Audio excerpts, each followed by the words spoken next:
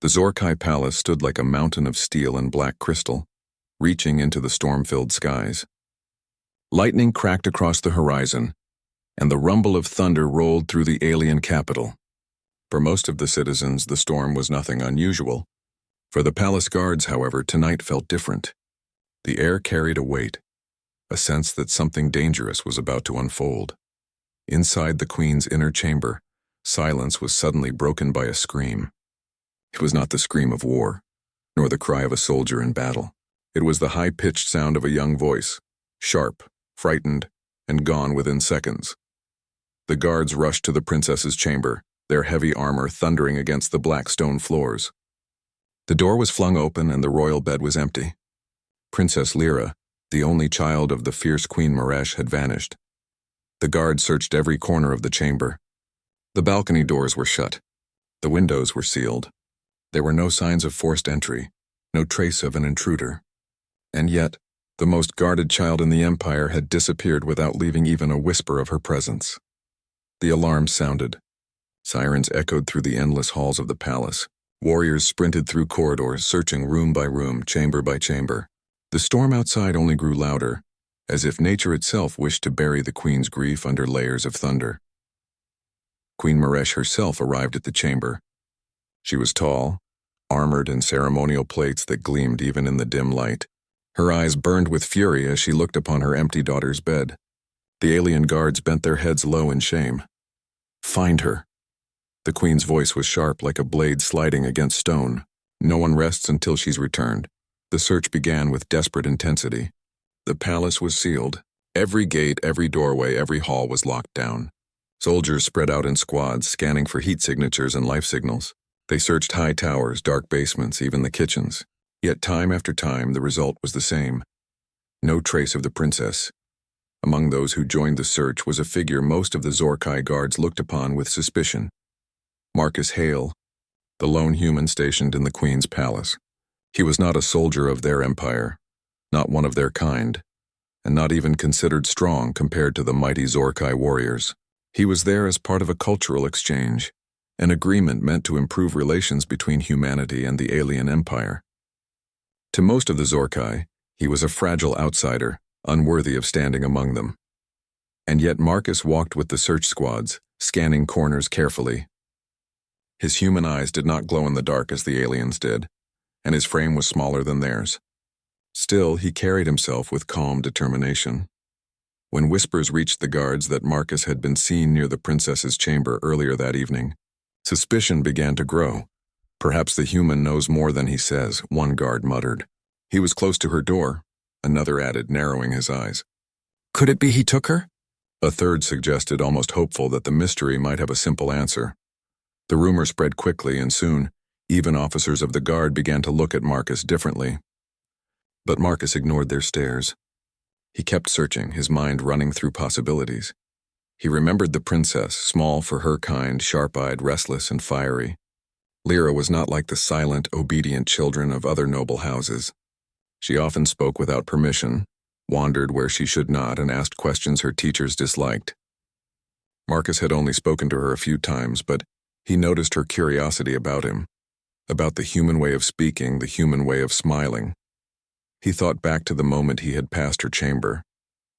He had heard faint noises then, but he had dismissed them as her usual restlessness. Now guilt pricked at him. If only he had stopped, perhaps he could have prevented this. Hours passed, and the storm continued to rage. The Queen grew restless, pacing in the command hall as reports came back empty. The palace felt colder with every moment her daughter remained missing. Finally, one of the scanning teams picked up a faint energy reading, not in the city outside, not in the hidden tunnels beneath, but inside the palace itself, deep within the human quarters. The guards stormed down the corridor, their boots shaking the ground. They reached the chamber assigned to Marcus. Inside, the faint energy signature grew stronger. With weapons drawn, they burst through the door, ready to find a traitor, a thief, or perhaps a corpse. Instead, they froze. There, on the simple human-style bed, lay Princess Lyra. She was curled tightly in Marcus's arms, her head resting against his chest. Her breathing was calm, her face peaceful. For the first time in years, perhaps, she looked not angry or restless, but safe. Marcus looked up at the sudden intrusion. He did not move, did not let go of the child. His voice was steady as he spoke. She came here on her own. She was afraid. She asked for comfort. The guard stared, uncertain of what to do. No Zorkai child would ever do such a thing. They were raised to obey strength, not seek warmth. Yet here was the princess, choosing a human, choosing weakness in their eyes. The queen herself soon arrived. Her towering figure filled the doorway, and her eyes burned as she saw the scene. For a moment, silence stretched across the chamber. Every guard in the room expected death to follow. The queen could kill Marcus with a single strike, and none would question her. But she did not act. Not yet. Her gaze fell on her daughter, sleeping peacefully. Slowly, she turned her eyes to the human who held the girl without fear. Marcus did not bow. He did not beg. He simply kept his arms around the princess, as though protecting her even from her own mother's wrath. And in that moment, for the first time in her long reign, Queen Maresh felt confusion, a feeling far more dangerous than rage. The queen's piercing eyes never left Marcus as the guards stood frozen, uncertain of their next move. The chamber was quiet except for the soft rhythm of the storm outside and the gentle breaths of Princess Lyra, who still lay curled in the human's arms. Every warrior in the room waited for a command. They expected the queen to roar in fury, to strike the human down, to reclaim her daughter with violence. That was the Zorkai way. Strength ruled and weakness was punished. But Queen Maresh said nothing at first. Her clawed hands flexed against her armored thighs, her jaw tight as she watched her daughter resting against the human's chest. There was no fear in the child's face. No trembling, no tears. Only peace. At last the queen's voice broke the silence. "Explain," she demanded, her tone low and sharp. Marcus shifted slightly but did not release the child. His words came slow and calm, though he could feel every guard's blade pointed at his back. "She came to me, alone. She was afraid. I did not take her. I only held her until she felt safe enough to sleep." Murmurs rippled through the guards. To them, his answer made no sense. A child of the queen seeking comfort? From a human? Impossible. One guard stepped forward, glaring at Marcus. "Lies, the princess does not know fear. She would never hide in the arms of a weaker species." Another guard added, "This human tricks us. He has used some strange method. He must be punished before the princess is corrupted further." The queen raised her hand, silencing them all. Her stare cut through Marcus as though weighing his every word, searching for falsehood. Yet the evidence was before her. Her daughter breathing easily, clinging tightly even in sleep. Finally, Queen Maresh stepped closer, her shadow falling over the bed. She looked down at her daughter, then at Marcus. Her voice was colder than steel. "If you are lying, human, your life will be short. But if you speak truth..." She paused, her eyes narrowing. "Then this is stranger than I imagined." She motioned to the guards. "Take her." Two armored warriors moved forward carefully, reaching for the princess. But as their hands touched her shoulders, Lyra stirred. Her eyes blinked open, glowing faintly in the dim light. At first she seemed confused, then frightened. She clutched Marcus's tunic tightly, burying her face into his chest. A sound escaped her throat, soft, pleading. It was not a warrior's growl or a scream. It was a whimper. The guards hesitated, stunned. Marcus spoke softly, leaning close to her. "It's all right. You're safe. No one will harm you." The child's small claws dug into his sleeve, refusing to let go. Gasps rose from the guards. Their entire culture was built on discipline, obedience, and strength. A princess was supposed to be unyielding, fearless, and proud. Yet here was their future ruler, clinging desperately to a human for comfort. The queen's eyes narrowed further. Her daughter's behavior unsettled her, but what unsettled her more was the calm expression on the human's face. He was not afraid, not trembling like others would under her glare. He simply held the child as if this was the most natural thing in the world. "Enough," Queen Maresh said. Her tone was final. She gestured for the guards to withdraw their hands. Reluctantly, they stepped back. The queen turned sharply, her cloak sweeping behind her.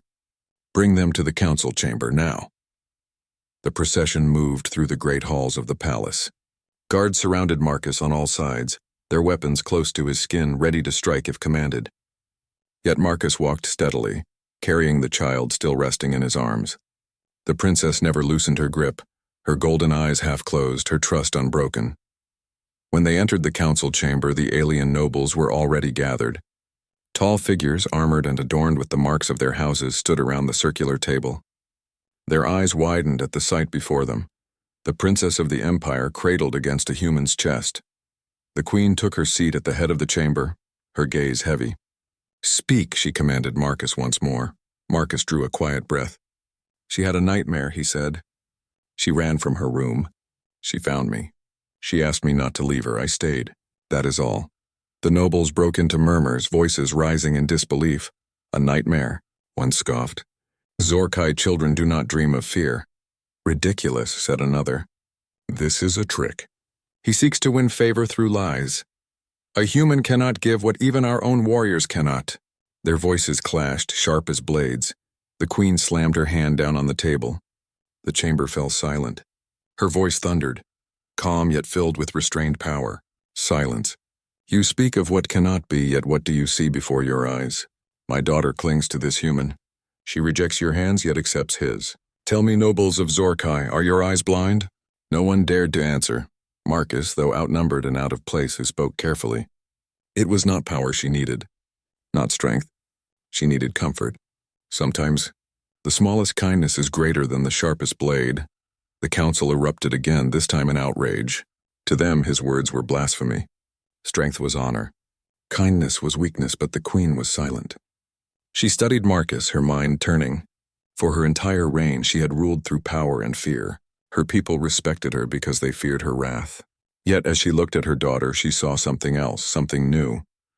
The princess's face was calm, her breathing steady.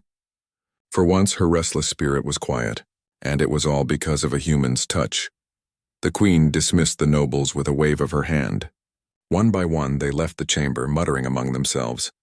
Soon only Marcus, the princess, and the queen remained. The queen leaned forward, her voice low but sharp. "Human, do not mistake this for acceptance. Your kind may value softness. My people do not, but—" She paused, looking down at her daughter. "I cannot ignore what I see. She chooses you, and that choice carries weight." Marcus held her gaze. "I never asked for her trust," he said softly. "But now that she has given it, I will not break it." The queen's expression was unreadable, torn between anger and curiosity. "You are fragile, weak in body, and yet my daughter clings to you. Why?" Marcus hesitated, then answered honestly. "Because I did not treat her as a warrior. I treated her as a child." The words hung in the chamber like a challenge. The queen, for the first time in many years, found no immediate reply. That night, the princess was returned to her chamber, though she refused to sleep until Marcus sat near her bed. Guards stood outside with suspicion burning in their eyes, but none dared to question the queen's unspoken order. Queen Maresh remained awake long into the night, standing at her balcony as the storm broke apart into quiet rain. For the first time in her reign, she did not feel certain of her world. The image haunted her, her fierce daughter at peace in the arms of a human. She clenched her hands. Something had shifted, something she could neither control nor deny, and though she despised uncertainty, one truth had carved itself into her mind. The human was different. The days following the princess's vanishing were heavy with tension. Rumors spread across the palace like wildfire. Whispers traveled through every corridor, spoken behind armored hands and hushed voices. The princess refused her own guards. She clung to the human like a newborn. Has the queen lost control of her own child? The Zorkai were proud people. To them, strength was not just a way of life, it was the foundation of their empire. And yet, in the heart of their palace, their heir had shown trust not in strength but in gentleness. The queen said little in public. Her silence only fed the gossip, but she watched closely. Every night since the discovery, her daughter demanded Marcus's presence before sleep. Without him, she tossed restlessly, refused food, and sometimes screamed. With him, she slept peacefully, her small frame curled under his calm watch. The queen's generals demanded action. "Remove the human," they urged. "He corrupts her. She will never grow strong under his influence." But Maresh's answer was sharp. "Would you have me tear her from the only calm she has ever known?" The generals fell silent, though they did not agree. Marcus himself lived under constant suspicion. Guards followed his every move. Nobles sneered as he walked through the halls. To them, he was an intruder who had stolen something sacred. Yet Marcus paid them little attention. His focus remained on the princess. One evening, as he sat near her bed, Lyra spoke softly. Her voice, usually fiery and quick, carried a strange vulnerability. "They don't understand." Marcus looked at her. "Who doesn't?" "The others. The guards. Even Mother." Her golden eyes shimmered in the dim light. "They say I must never fear. They say a Zorkai child is born strong. But I do fear. Sometimes the dark feels heavy. Sometimes the storms feel like they are calling my name." Marcus listened quietly, then answered with gentle honesty. "It is all right to fear, Lyra. Fear doesn't make you weak. It makes you alive. What matters is what you do after." The princess tilted her head, puzzled. "Do humans fear?" Marcus gave a small smile. "All the time. We fear loss, we fear pain, we fear failure, but we face it together. That's how we grow." For the first time, the princess's lips curled into a soft smile. Not the mischievous smirk the guards often dreaded, but something warmer. "You are strange, human," she said. "But I like when you are near." The next day, during the council's gathering, the queen summoned Marcus again. The nobles were restless, their voices sharp as they argued over tradition and weakness. When Marcus entered, silence fell. Queen Maresh's gaze pierced through him. "My daughter speaks of you often," she said. "She listens to you, though she ignores my best warriors. Tell me, human, why does she give you what she denies to all others?" Marcus stood firm. His voice was steady, though every noble in the room glared at him with disdain. "Because I do not demand it," he said simply. "Trust cannot be forced. It must be earned. She gave it because I treated her not as a weapon to be sharpened, but as a child to be understood." Gasps rose from the chamber. Such words were nearly heresy. To the Zorkai, their children were trained as warriors from birth. Weakness was burned away. Kindness was seen as dangerous softness. The queen's eyes narrowed. "You dare claim we do not understand our own blood?" Marcus held her gaze. "I claim only this: strength without kindness leaves emptiness." She craved something more, and I was foolish enough to give it. The nobles erupted in anger. Some shouted for his execution. Others demanded his immediate exile, but the queen raised her hand, silencing them all. Her face betrayed nothing, but deep inside, conflict stirred. That night she visited her daughter in private. Princess Lyra sat awake, playing with a small crystal light. At her mother's arrival, she straightened but did not hide her expression. "Mother," she said softly, "why do the others hate Marcus?" The queen sat beside her, armored plates glinting. "Because he is different.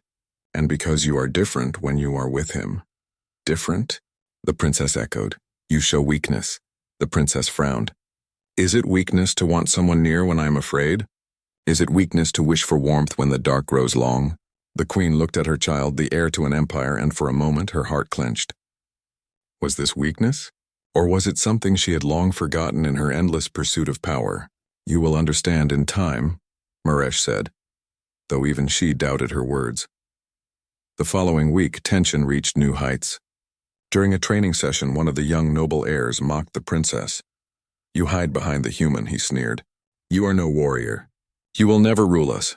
Lyra's eyes flared with anger. She lunged at him, claws bared, but her fury turned clumsy. She fell hard, her pride wounded. The other children laughed. Marcus, watching from the side, stepped forward. Instead of lifting her up immediately, he crouched beside her and whispered, "It's not shameful to fall. What matters is standing again." Her fists clenched. She rose, her golden eyes burning, and faced the mocking heir once more. This time she did not charge blindly. She waited, calm, then struck when he lowered his guard. He fell back, stunned, silence filling the training hall. The princess turned to Marcus, her chest heaving, but her eyes gleamed with pride. She had stood again because he reminded her she could.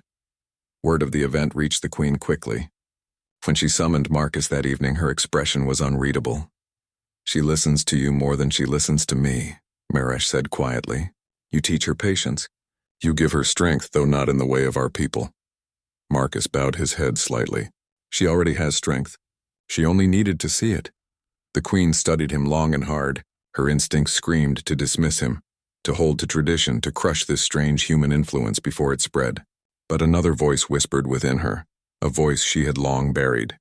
Perhaps strength was not only in the blade. Perhaps there was something more. The bond between Marcus and the princess grew undeniable. She sought his company not only at night but during meals, during lessons, even during ceremonial processions. Where once she resisted her tutors, she now paid attention, if Marcus was present. The nobles saw this as dangerous. The generals warned the queen again. If this continues, she will never rule with strength. She will be seen as soft. Our enemies will laugh at us, but Queen Maresh no longer answered immediately. She found herself watching the human with quiet curiosity, and in the silence of her chamber, she admitted a truth she would never share aloud. The human had given her daughter something she herself could not. That night, as Marcus prepared to leave the princess's chamber, she caught his sleeve. "Will you always stay?" she asked softly.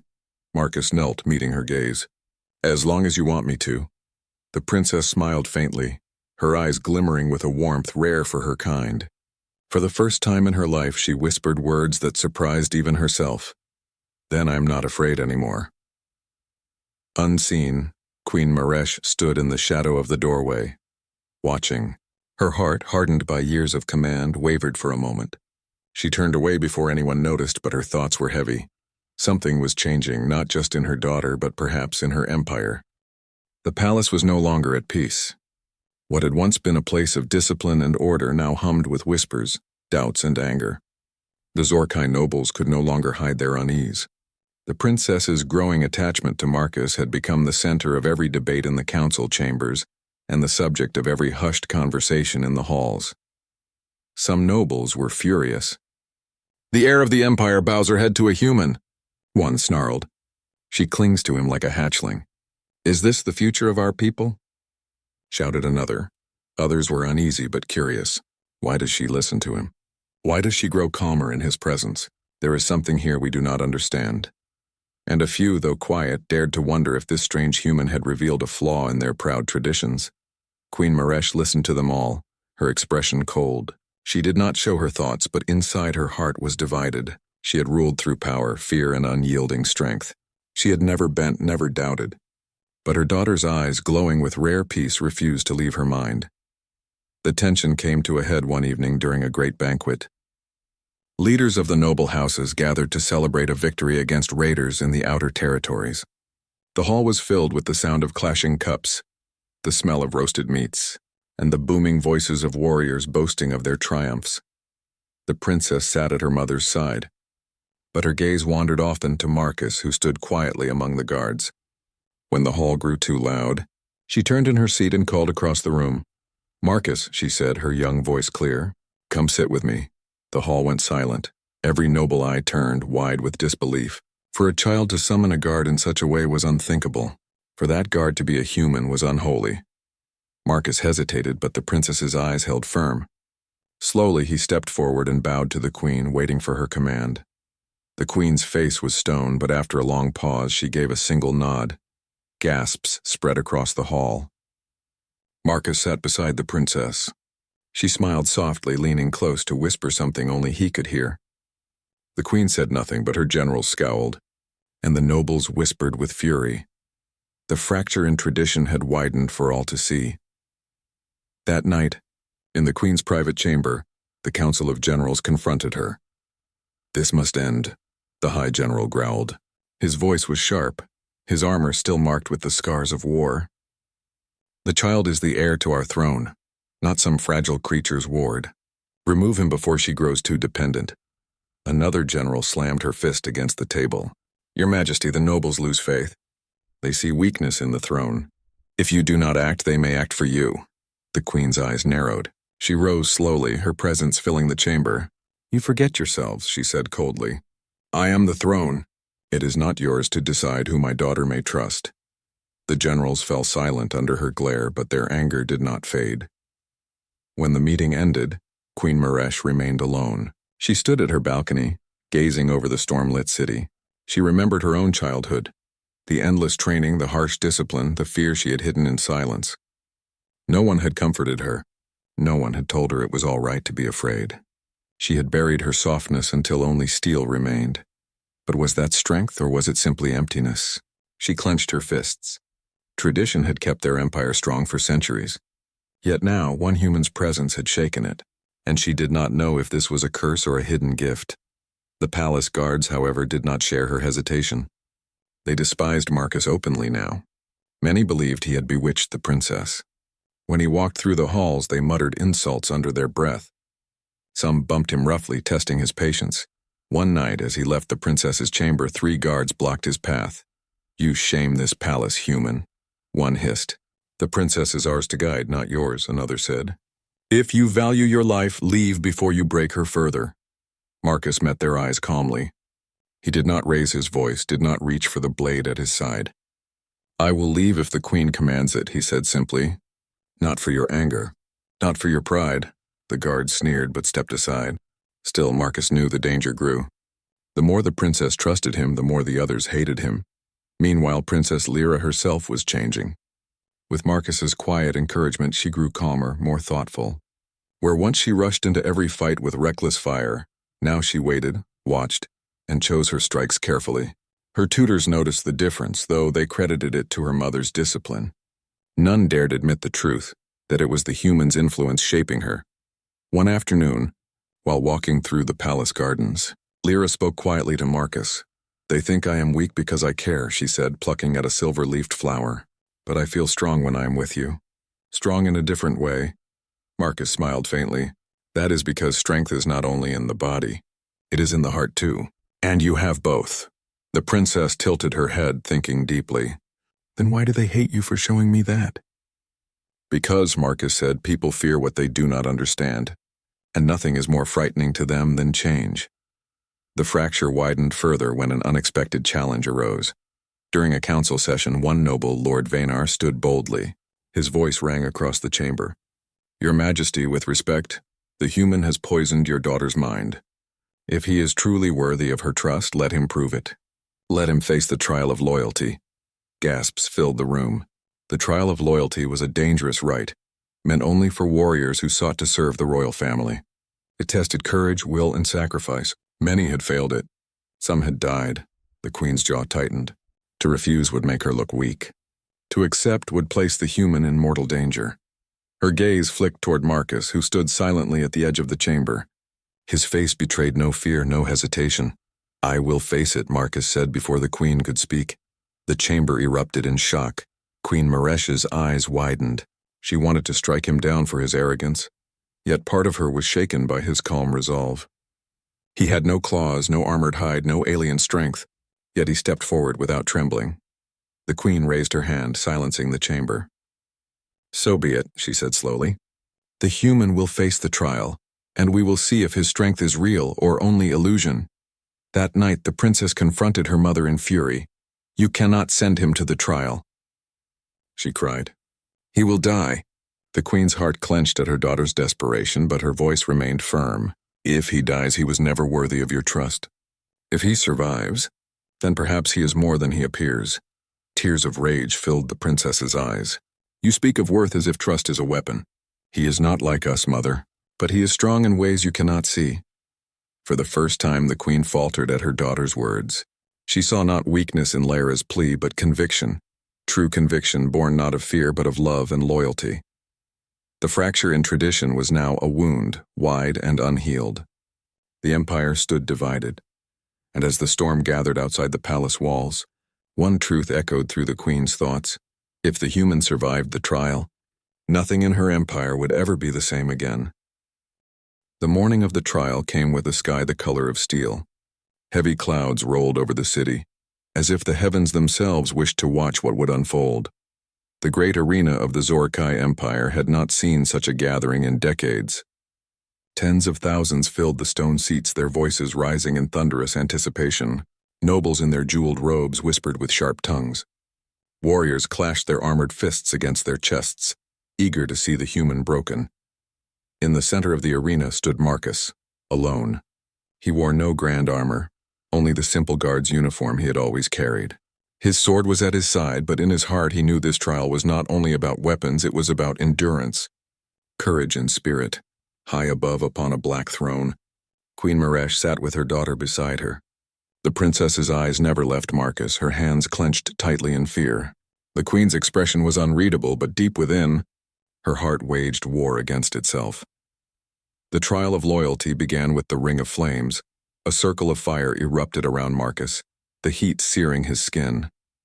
From the gates, massive beasts were released, creatures bred by the Zorkai for combat trials, their scales dark as iron, and their eyes glowing red. They roared as they closed in, fire reflecting off their teeth. The crowd shouted for blood. Marcus did not panic. He steadied his breathing, remembering the words he had once spoken to the princess. Strength is not only in the body. It is in the heart, too. When the first beast lunged, Marcus rolled aside, his sword flashing in a clean strike along its underbelly. The creature staggered but did not fall. Another snapped at him from behind.